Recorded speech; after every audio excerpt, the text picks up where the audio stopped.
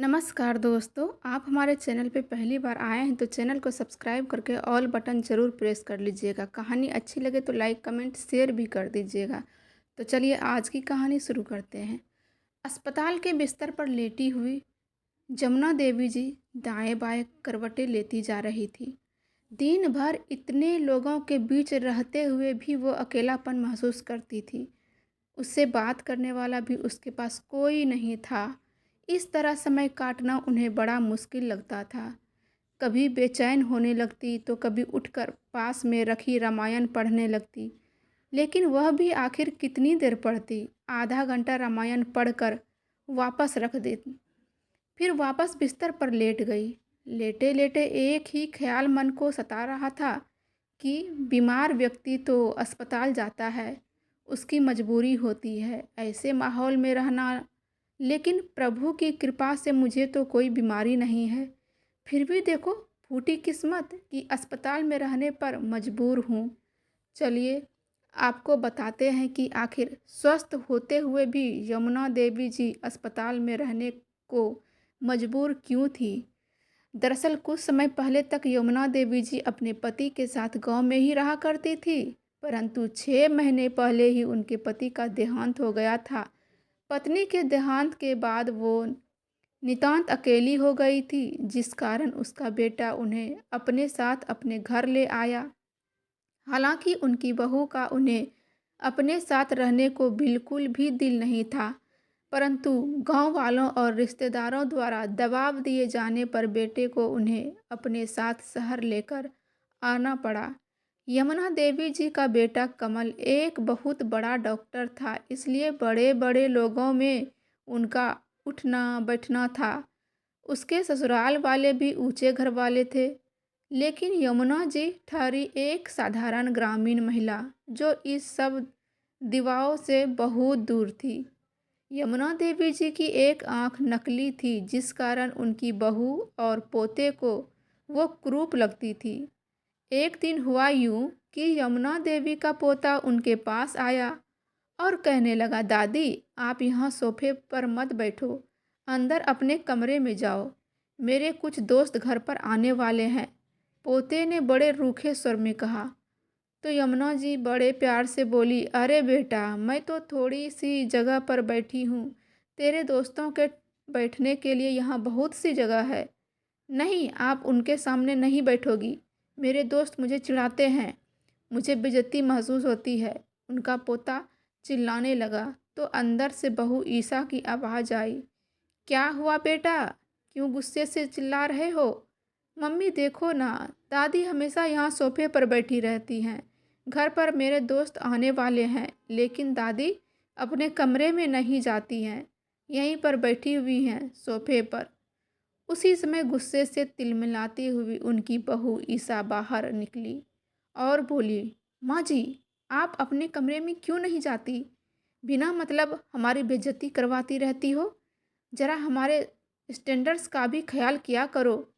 बेचारी यमुना देवी जी चुप करके अपने कमरे के एक कोने में जाकर बैठ गई। दरअसल उन्हें अपने कमरे में अकेलापन महसूस होता था। दीवारों को देखते देखते कब तक अपना समय काटती, इसलिए बाहर सोफे पर आकर बैठ जाती थी, यह सोचकर कि ज़्यादा कुछ नहीं तो कम से कम बच्चों के चेहरे तो देखने को मिल जाएंगे। लेकिन बहू और पोते तो वो फूटी आंख नहीं सुहाती थी। उधर यमुना जी के बेटे कमल को अपने पत्नी और बेटे का यह व्यवहार अच्छा तो नहीं लगता था, परंतु फिर भी अपनी माँ को अपमानित होते देख चुप रहता, क्योंकि यदि वह कुछ कहता तो पत्नी और बेटा दोनों ही उनका विरोध करने लगते। कुछ दिन बीते तो ईसा ने अपने पति कमल से कहा, सुनो, परसों पार्टी के लिए घर पर मेरी सहेलियां आ रही है। तुम तो जानते हो कि सब कितने हाई स्टैंडर्ड की हैं, लेकिन तुम्हारी माँ तो हमेशा यही सामने बैठी रहती हैं, कोई भी आता है तो शुरू हो जाती हैं अपनी गांव की भाषा में उनसे बतियाने। मुझे तो बड़ी शर्म महसूस होती है, अब मुझसे और बर्दाश्त नहीं होता। अपनी माँ को यहाँ से ले जाओ, वही वापस छोड़ आओ। अपनी पत्नी की बात सुनकर कमल बोला, ईसा तुम पागल हो?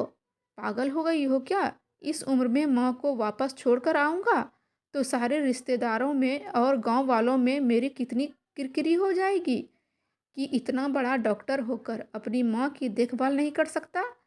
लेकिन ईसा तो जिद ठानकर बैठ गई थी और अपने पति को साफ शब्दों में कह दिया कि या तो अपनी माँ को गांव में छोड़कर आओ, नहीं तो किसी वृद्ध आश्रम में छोड़ दो, क्योंकि अब वह इन्हें उन्हें अपने घर में हरगिज नहीं रखेंगी। इस समस्या का डॉक्टर बेटे ने एक नायाब हल निकाला, जिससे सांप भी मर जाए और लाठी भी ना टूटे। अगले ही दिन उनके अपनी माँ को सामान सहित अपने अस्पताल में शिफ्ट करवा दिया और यमुना देवी जी अपने बेटे के अस्पताल में एक प्राइवेट वार्ड में पहुंच गई, या यूं कहो कि पहुंचा दी गई, क्योंकि वो भी तो अपने बेटे बहू के लिए एक सामान की तरह ही थी, जिसके सुख दुख और इच्छाएं किसी के लिए मायने नहीं रखते थे। समय समय पर वार्ड बॉय आकर उनसे खाना दे जाता था, तो उसी के साथ ही थोड़ी देर हालचाल बांट लेती थी। मरीजों के लिए बना खाना उनके पसंद तो नहीं आता था, लेकिन फिर भी मन मार के चुपचाप निगल लेती थी। कुछ दिन बीते तो डेंगू की बीमारी के कारण अस्पताल के सभी प्राइवेट वार्ड भरने लगे, लेकिन मरीज आते ही जा रहे थे। इसका भुगतान भी यमुना जी को करना पड़ा। 5,000 प्रतिदिन का प्राइवेट वार्ड माँ की ममता पर भारी पड़ने लगा और डॉक्टर बेटे ने यमुना जी का बिस्तर जनरल वार्ड में लगवा दिया। यमुना देवी जी इधर उधर जहाँ भी नज़र दौड़ाती तो चारों ओर मरीज ही मरीज नजर आते। मरीजों के बीच रहकर अब तो वो खुद को भी बीमार महसूस करने लगी थी, लेकिन इतना भी काफ़ी नहीं था। जब जनरल वार्ड भी भरने लगे तो यमुना जी अस्पताल के हॉल में बिठा दी गई। हॉल में बैठे हुए बेचारे बूढ़ी माँ मन ही मन उस दिन को कोस रही थी, जिस दिन वह अपना घर छोड़कर बेटे के पास शहर आने को तैयार हो गई थी। बैठे बैठे वह पुराने दिनों की याद में खो गई। जब से यमुना देवी अपने ससुराल में आई थी, उनके हिस्से केवल और केवल गरीबी ही आई थी। उनके पति खेतों में मजदूरी करते थे, जिससे कुछ खास कमाई नहीं होती थी, लेकिन हिम्मत न हारते हुए यमुना देवी जी ने पति के साथ लोगों के खेतों में काम किया। शादी के 1 साल बाद जब बेटा कमल पैदा हुआ, तो बेटी दामाद की गरीबी को देखते हुए यमुना देवी के माता पिता ने उन्हें एक गाय उपहार में दी, ताकि माँ और बच्चे को दूध की कमी ना हो। यमुना देवी जी कुछ दूध अपने बेटे के लिए रखकर बाकी का दूध आस पड़ोस में बेच देती थी, जिससे थोड़े पैसे मिल जाते थे। बेटा बड़ा होने के साथ खर्च बढ़ने लगे, तो उन्होंने बिना किसी झिझक के लोगों के घरों में बर्तन साफ किए, झाड़ू पोछा किया। उसे अच्छा जीवन देने के लिए माँ बाप दोनों एक ने दिन रात एक कर दिया था। उनका बेटा कमल पढ़ाई में शुरू से ही होशियार था, जिस कारण उसे स्कॉलरशिप भी मिलने लगी। अपनी होशियारी और माँ बाप की मेहनत के बलबूते उसने डॉक्टरी की पढ़ाई पूरी की। पुरानी यादों में खोई यमुना जी सोचने लगी कि इसी बेटे के खातिर मैंने जीवन भर मेहनत मजदूरी की। वो एक बार प्यार से माँ कहकर पुकारता तो हृदय में ममता जग जाती और खुश हो जाती। संसार के सारे सुख उन उसकी झोली में डाल देना चाहती थी मैं। और आज जब वही बेटा डॉक्टर बन बैठा, तो अपनी बूढ़ी माँ भी उसे बोझ लग रहा है। धिक्कार है! यमुना जी की आत्मा चीख उठी। उनकी सहन शक्ति ने जवाब दे दिया। वो तुरंत उठ खड़ी हुई और अपने बेटे के पास जाकर स्पष्ट शब्दों में कह दिया कि अब वो यहाँ नहीं रह सकती। या तो बेटा उन्हें गांव में छोड़कर आए, नहीं तो वो स्वयं गांव के लिए निकल जाएगी। अपनी माँ के अस्पताल में रहने से परेशान तो कमल भी था, क्योंकि अस्पताल के स्टाफ के लोग भी दबी आवाज़ में इस बारे में तरह तरह की बातें किया करते थे। आज माँ ने स्वयं कह दिया, तो कमल अपनी माँ को गांव छोड़ने के लिए राजी हो गया। अगले दिन रविवार था। कमल अपनी माँ को गांव छोड़ने की सारी तैयारी करके उन्हें अपनी गाड़ी में बिठाकर गांव के लिए निकल गया। गांव में यमुना देवी और उनके डॉक्टर बेटे का खूब स्वागत हुआ। 6 महीने से बंद पड़े पुराने मकान की साफ सफाई का काम पड़ोसियों ने कर दिया। सामने वाले घर से कौशल्या काकी ने उनके आने का समाचार जाना तो 2 गिलास चाय के साथ मट्ठी लेकर आ गई। सब लोगों ने यमुना देवी के अचानक आने का कारण जानना चाहा, तो कमल ने आत्मीयता दर्शाते हुए कहा, वो क्या है ना कि माँ को आप सब गांव के लोगों की बहुत याद आ रही थी, इसलिए कुछ उदासी थी। 2-4 महीने गांव में रहेगी तो हवा पानी बदल जाएगा, ये सोचकर माँ को यहाँ ले आया।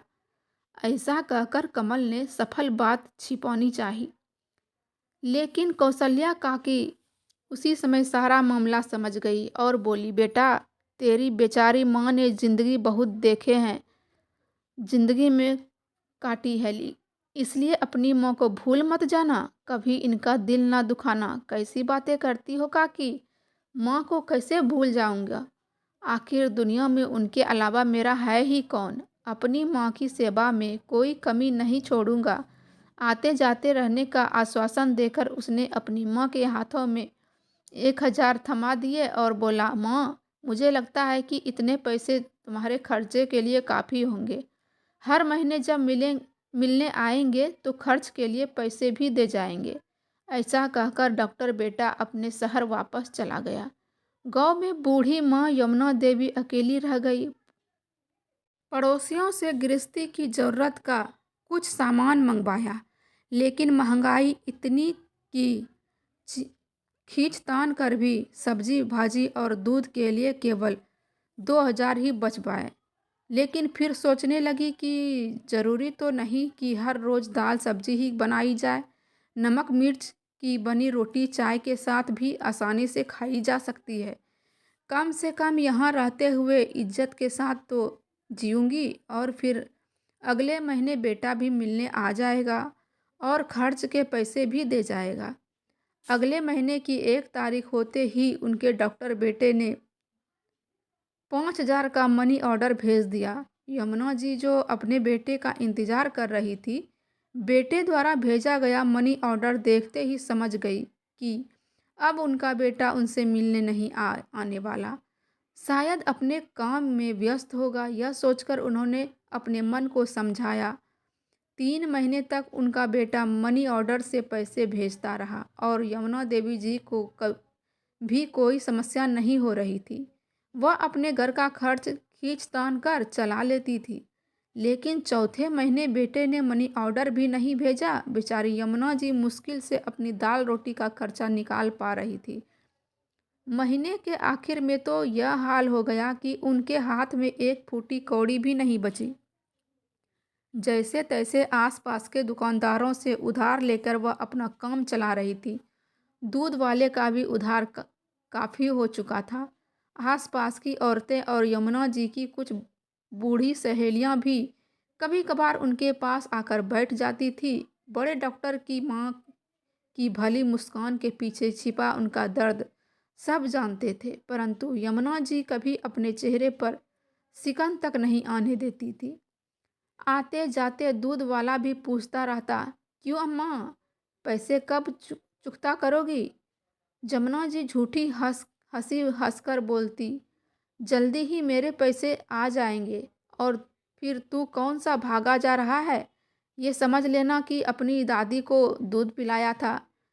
लेकिन इन बातों से भी कब तक गुजारा चलता। आखिरकार उन्होंने दूध लेना बंद कर दिया। अब वह राशन लेने राशन वाले की दुकान पर भी नहीं जाती थी। घर में राशन के सारे डब्बे खाली थे, खाने के लिए कुछ नहीं बचा था। आटे का डब्बा खोलकर देखा तो थोड़ा सा आटा निकला, जिससे 2 रोटियां मुश्किल से बन पाई। जैसे ही 2 रोटियां नमक के साथ लेकर बैठी तो उसी समय दरवाजे से आवाज आई।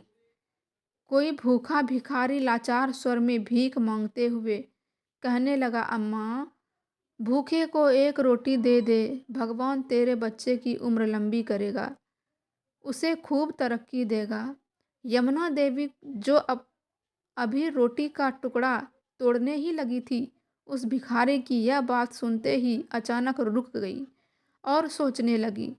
कि एक रोटी के बदले बेटे की लंबी उम्र बहुत सस्ती है। उसने तुरंत उससे एक रोटी उठाकर मांगने वाले को दे दी और बाकी की बची एक रोटी जैसे ही बैठकर खाने लगी, तभी एक कुत्ता उनके सामने आकर बैठ गया और बड़ी आस से उनकी ओर देखने लगा। बची एक रोटी में से भी आधी रोटी यमुना जी ने उस कुत्ते के सामने डाल दी और स्वयं आधी रोटी पानी के साथ खाकर संतुष्टि प्राप्त करके बैठ गई। लेकिन अब घर में खाने को कुछ भी नहीं था। एक बार तो सोचा कि पास के दुकानदारों से उधार लेकर काम चला लूं, लेकिन अगले ही पल विचार आया कि दुकानदार एक दिन सामान उधार देंगे या 2 दिन देंगे, आखिर तो वो भी तो पैसा मांगेंगे ही ना। और फिर पिछला उधार भी कहाँ लौटाया था। यमुना जी ने भूख की यातनाएं झेलते हुए बेचारी यमुना देवी खाली पेट अपनी चारपाई पर पड़ी थी। कई बार सोचती कि किसी के घर में बर्तन मांजने का काम उठा ले या फिर लोगों के घरों में झाड़ू पोछा करना शुरू कर दे। कुछ पैसे तो बन ही जाएंगे, लेकिन फिर बड़े डॉक्टर की मां होने की मर्यादा उसके आड़े आ जाती। यही सोचकर पानी पीकर भूख मिटाने की कोशिश करती और चुपचाप बैठ जाती। रात हुई तो खाली पेट ही सो गई, लेकिन उम्मीद अब भी बनी हुई थी कि बेटा पैसे जरूर भेजेगा। अगले दिन सुबह जल्दी उठ गई। पेट में मरोड़ पड़ रहे थे। यमुना देवी जी की भूख बढ़ती जा रही थी। सब्र कर पाना भी कठिन था। खाली पेट बेचारी यमुना जी बार बार मनी ऑर्डर के इंतजार में बाहर निकलकर अपनी गली को निहारने लगती, लेकिन गली तो दूर तक सुनसान पड़ी थी। फिर वापस आकर चारपाई पर बैठ गई। तभी अचानक बाहर से कुछ आवाज़ आई तो यमुना जी बाहर की ओर दौड़ी। देखा तो गायों के लिए खाने का सामान इकट्ठा करने वाली गौशाला की गाड़ी आई थी। गली की सारी औरतें बाहर निकलकर अपने घर में बची कुची सूखी रोटियां उस गाड़ी में डाल रही थी। यमुना जी बेचारी निढाल होकर अपने घर के गेट के बाहर घुटनों के बल बैठ गई। वो एक पल गाड़ी में डाली जाने वाली रोटियों को देखती तो दूसरे पल डाकिए के इंतजार में गली को निहारने लगती। आंसुओं का सैलाब आंखों से बाहर निकलने को उतारू था, परंतु आंखें गौशाला की गाड़ी में रखी रोटियों पर थी। जब सब औरतें गाड़ी में रोटियां डालकर चली गई तो यमुना जी भूख से विवश होकर झिझकते हुए गाड़ी की तरफ बढ़ी। यहाँ वहाँ देखा तो कोई नहीं था। यमुना जी ने झट से गाड़ी में हाथ डाला। जितनी भी रोटियां हाथ में आई उन्हें अपनी साड़ी के पल्लू में छुपाकर तुरंत घर लौट आई और एक गहरी सांस लेकर अपनी चारपाई पर बैठ गई। फिर अपने भाग्य पर फूट फूट कर रोने लगी। साड़ी के पल्लू में से रूखी सूखी रोटियां निकाली तो रोटी को देखते ही यमुना जी को उसके अपने डॉक्टर बेटे की तरक्की नजर आ रही थी। फिर सोचने लगी कि मैंने तो आज तक किसी के साथ कुछ बुरा नहीं किया था, फिर भगवान ने मुझे ऐसी सज़ा क्यों दी कि आज मैं गायों के हिस्से की रोटी चुराकर खाने को विवश हो गई हूँ। थोड़ी देर में कुत्ता भी उसके पास आकर बैठ गया और रोटियों को देखकर पूँछ हिलाने लगा। यमुना जी ने एक रोटी कुत्ते को भी डाल दी, लेकिन गाय के हिस्से की रोटी खाने को उनका मन नहीं कर रहा था, परंतु पेट की भूख जीने भी नहीं दे रही थी। इसलिए अपने आत्मसम्मान को दरकिनार करके वो बेचारी रूखी सूखी रोटियां जैसे तैसे चबाकर पानी के साथ निगल गई। शाम के समय पड़ोसन आकर यमुना जी के पास बैठ गई। उन्हें उदास देखकर पूछने लगी, क्यों री यमुना, तेरा बेटा तो कहता था कि थोड़े दिनों में मिलने आएगा, लेकिन वो तो ऐसा गया कि तुझे देखकर को भी नहीं आया, देखने भी नहीं आया। उसी समय यमुना जी के चेहरे पर घोर उदासी और निराशा के भाव छा गए। तभी पड़ोसन बोली, मैं समझती हूँ यमुना, जब औलाद ही ऐसी हो तो किसी का क्या जोर। कहने को तो तेरा बेटा डॉक्टर है, लेकिन तुझे 2 वक्त की रोटी भी नहीं खिला सकता, तो देखो ऐसी औलाद किस काम की। तभी पड़ोसन की बात को नकारते हुए यमुना जी बोली, नहीं नहीं, मेरा बेटा ऐसा नहीं है। वो तो मेरा बहुत ध्यान रखता है। कोई ना कोई मजबूरी रही होगी, नहीं तो ऐसा हो ही नहीं सकता कि वो अपनी माँ को भूल जाए। तभी पड़ोसन बोली, अरे यमुना बहन, इतना ही लायक था तेरा बेटा तो तुझे अपने साथ अपने घर क्यों नहीं रख पाया? एक बूढ़ी माँ उस पर इतनी भारी पड़ गई कि उसे बुढ़ापे के वक्त बेसहारा और अकेले छोड़कर चला गया। पड़ोसन की बातों ने यमुना जी के दिल को झकझोर कर रख दिया। सोचने लगी, गांव में जितने भी लड़के हैं, चाहे पढ़े लिखे हैं या अनपढ़, नौकरी करते हो या मेहनत मजदूरी, लेकिन अपने बूढ़े माँ बाप को अपने पास रखे हुए हैं। मेरे डॉक्टर बेटे से तो यह अनपढ़ गवार ही भले, सुख दुख में पूरा परिवार एक साथ तो है। फिर सोचने लगी कि शायद मेरी ही किस्मत में खोट होगा कि बैठे बैठे मन में विचार आया कि आखिर कब तक मैं अपने डॉक्टर बेटे के नाम की बेड़ियां अपने पैरों में पहनकर बैठी रहूंगी। ऐसे तो काम नहीं चलेगा। मेरी जिंदगी किसी के भेजे गए पैसों की मोहताज तो नहीं। अभी तो मेरे हाथ पैर चलते हैं, फिर मैं इतनी मजबूर कैसे हो गई कि भूखे मरने की नौबत आ गई। ऐसा सोचते हुए यमुना देवी जी पूरे आत्मविश्वास के साथ उठी और अपने कमरे में गई और कमरे में जाकर अपने पुराने बक्से की ओर देखा। बक्से पर धूल मिट्टी चढ़ी हुई थी। झाड़ पोंछकर बक्से का ताला खोला। बक्से में से सबसे ऊपर सुनहरे गोटे से चमकती एक खूबसूरत सी लाल साड़ी नजर आई, जिसे पहनकर अभी यमुना जी ने अपने इस घर में प्रवेश किया था। उसी साड़ी को चूमते हुए यमुना जी की आंखों से आंसू निकल आए और फिर कुछ सोचते हुए बक्से में से सारा सामान एक एक करके बाहर निकालने लगी। तभी बक्से के अंदर एक कोने में रखी लाल रंग की छोटी सी पोटली उसके हाथ लगी। उसे देखते ही उनकी आंखों में चमक आ गई। पोटली को खोलकर देखा तो उसमें यमुना जी का मंगलसूत्र पड़ा था, जो उनकी शादी के समय उनके पति ने उनके गले में पहनाया था। उस मंगलसूत्र को देखते ही यमुना जी ने उसे को अपने सीने से लगा लिया। जो थोड़े बहुत गहने उनके मायके और ससुराल वालों ने उन्हें पहचाने थे, उस गहनों को वो अपने बेटे की पढ़ाई के लिए पहले ही बेच चुकी थी। लेकिन अपने पति की इस निशानी को वह बिल्कुल बेचना नहीं चाहती थी। आंखों में आंसू लिए यमुना जी अपने पति की तस्वीर को देखते हुए बोली, जीवन में लाख उतार चढ़ाव के बावजूद इस मंगलसूत्र को मैंने आज तक नहीं बेचा था, लेकिन आज हालात ही ऐसे हो गए हैं कि मेरे पास और कोई रास्ता नहीं है। लेकिन मैं जानती हूँ आपका प्यार और आशीर्वाद हमेशा मेरे साथ रहेगा। ये कहते हुए उन्होंने अपनी आंखों के आंसू पोंछे और बक्से में पड़ी एक अन्य पोटली में से चांदी के कुछ गहने निकाले। चांदी के गहने और अपना मंगलसूत्र उन्होंने अपने पल्लू से बांध लिए। तुरंत घर को ताला लगाकर सुनार की दुकान पर पहुंच गई और जाकर सुनार को अपने गहने दिखाए और बड़ी आस से सुनार से पूछने लगी कि भाई, इन गहनों का क्या दाम लगाओगे? मंगलसूत्र को बड़ी बारीकी से देखते हुए सुनार बोला, मंगलसूत्र का वजन तो अच्छा खासा है, लेकिन चांदी के गहनों का कुछ खास पैसा नहीं दे पाऊंगा। फिर भी जोड़ घटाव करके 50,000 उनके हाथ में थमा दिए।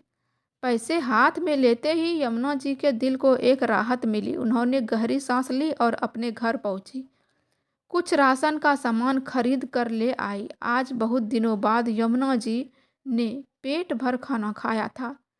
पेट में कुछ भोजन आया तो उसके अंदर दुगुनी ऊर्जा आ गई। उन्होंने दिमाग लगाया कि यदि वो खरीद ले तो गाय या भैंस खरीद ले तो उनका दूध निकाल कर बेचने से अच्छे खासे पैसे कमाए जा सकते हैं। गाय को पालने का काम तो यमुना देवी जी पहले भी कर चुकी थी। उन्हें चारा खिलाने से लेकर दूध निकालने तक का सारा काम उन्हें अच्छे तरीके से आता था। यमुना जी बिना देरी किए गांव के मुखिया के पास पहुंची, जो गाय भैंसों को खरीदने बेचने का काम किया करता था, और मुखिया से अच्छी नस्ल की एक गाय खरीदी। घर पहुंचकर उन्होंने गाय के लिए जगह बना दी। थोड़ी ही देर में मुखिया का नौकर पहुंच गया और गाय को यमुना जी के घर में छोड़ गया और कुछ चारा भी छोड़ गया। गाय अच्छा खासा दूध देती थी। रोजाना 15 लीटर दूध उसके घर में होने लगा। अपनी ज़रूरत के लिए दूध निकालकर बाकी का दूध यमुना देवी जी दूध की डेयरी में बेचने लगी। डेयरी वाले उनसे काफ़ी अच्छे दामों में दूध खरीदने लगे। अब यमुना देवी भी अच्छा खासा खाना पीना खाने लगी और उसके शरीर में ऊर्जा और ताकत भी आ गई। वो गाय की बड़े दिल से सेवा करती। हाथ में पैसे आ गए तो आत्मविश्वास भी बढ़ गया। अब उन्होंने एक भैंस भी खरीद ली और अपनी सहायता के लिए एक नौकर भी रख लिया। 65 वर्ष की उम्र में भी यमुना जी ने ऐसी हिम्मत दिखाई जिसे देख लोग दांतों तले उंगलियां दबाने लगे। गांव में किसी गरीब की बेटी की शादी होती तो यमुना देवी जी चढ़ बढ़कर उसकी सहायता करती और खूब आशीर्वाद देती। दूध दही का सारा खर्चा भी उठाती। देखते ही देखते यमुना देवी जी की तारीफ पूरे गांव भर में होने लगी। गांव के सभी लोग उनकी इज्जत करने लगे थे। उधर शहर में उनका बेटा कमल तो जैसे अपनी माँ को भुला ही बैठा था। एक दिन दीनानाथ जी कमल के ताऊ जी को अमेरिका में रहते थे। भारत आए तो कमल के घर पहुंच गए। कमल और उसकी पत्नी ने उनका खूब स्वागत किया। बेटा कमल, तुम्हारी माँ कहीं नजर नहीं आ रही है? कहाँ है यमुना जी? दीनानाथ जी ने पूछा तो ईसा सकपकाते हुए बोली, जी वो बात यह है कि उनके यहाँ दिल नहीं लग रहा था, इसलिए वो अपने गांव वापस चली गई। दीनानाथ जी ने देखा कि कमल और उसकी पत्नी ईसा दोनों ही नजरें नीचे झुकी हुई थी। दीनानाथ जी की अनुभवी आंखों को सारा माजरा समझते देर न लगी और बोले, ठीक है, कल हम यमुना से मिलने के लिए गांव चलेंगे। अगले दिन जब सब लोग गांव में पहुंचकर जैसे ही घर के अंदर जाने लगे तो पीछे से कौशल्या काकी की आवाज़ आई, अरे कमल बेटा, तू आज आया है? अपनी माँ को गांव में छोड़कर ऐसा कौन सा देश चला गया था जो दोबारा देखने तक नहीं आया? इतनी बात सुनते ही दीनानाथ जी ने कमल की ओर गहरी नज़रों से देखा और सब लोग घर के अंदर चले आए। लेकिन घर में जो कुछ उन्होंने देखा वो उनकी कल्पना से परे था। सामने ही एक गाय और एक भैंस बंधी हुई थी और एक लड़का चुस्ती से दौड़ता हुआ गाय और भैंस की सेवा कर रहा था। इससे पहले कि कमल उस लड़के से कुछ पूछता, यमुना यमुना जी गाय का दूध निकालने के लिए बाल्टी लिए बाहर आई। तभी कमल अपनी माँ के पैरों में गिर गया और जोर जोर से रोने लगा। तो दीननाथ जी बोले, वाह बेटा, तूने तो अपने माँ बाप का नाम रोशन कर दिया। तेरे होते हुए तेरी माँ को ये दिन देखने पड़ेंगे, ये तो मैंने सोचा ही नहीं था। तभी यमुना जी बोली, नहीं नहीं भाई साहब, कमल का कोई कसूर नहीं है। तो दीनानाथ जी ने कहा, मैं सब जानता हूँ यमुना। फिर ईसा की ओर देखते हुए बोले, क्यों बहू, तुम्हें अपनी सास की कुरूपता पसंद नहीं है ना, जिस कारण तुम्हें किसी को उससे मिलने में शर्म आती है? दीनानाथ जी की ये बात सुनकर ईसा निशब्द रह गई। फिर कमल को देखते हुए दीनानाथ जी बोले, आज मैं तुम्हें एक राज की बात बताता हूँ। ये बात सुनते ही यमुना जी उन्हें कुछ न बताने का इशारा करने लगी। तो दीनानाथ जी ने कहा, नहीं यमुना, ये बताना बहुत ज़रूरी है। कमल, जब तू छोटे थे तो तुम्हारी माँ तुम्हारा स्वेटर बनाने के लिए सिलाइयाँ बुन रही थी। तुमने बचपने में अपनी माँ के हाथ से एक सिलाई छीन कर उनकी आंखों में दे मारी और तुम्हारी माँ की यह हालत हो गई। यह बात सुनते ही कमल और उनकी पत्नी के पैरों तले जमीन खिसक गई। पश्चाताप से भरा कमल अपनी माँ के पैरों से लिपट गया और जोर जोर से रोते हुए बोलने लगा, मुझे माफ़ कर दो माँ। यमुना देवी ने अपने बेटे को पुचकारते हुए उठाया और उसे अपने सीने से लगा लिया। उनके बहू और पोते ने भी उनके पैरों में गिरकर उनसे माफ़ी मांगी और कहा कि आज से आप हमारे साथ रहेंगी, आपको यह सब करने की कोई ज़रूरत नहीं है। यमुना जी के ममता भरे हृदय ने सबको माफ़ तो कर दिया, लेकिन अपने बेटे बहू के साथ जाने से साफ मना कर दिया। कमल ने भरे गले से बार बार माँ को अपने साथ चलने की प्रार्थना की, लेकिन यमुना जी बोली, नहीं बेटा, अब तुम्हारे साथ शहर वापस जाने का तो सवाल ही नहीं पैदा होता। मालिक की दया से अब मैं आत्मनिर्भर हूँ और अपनी इस ज़िंदगी में बहुत खुश हूँ।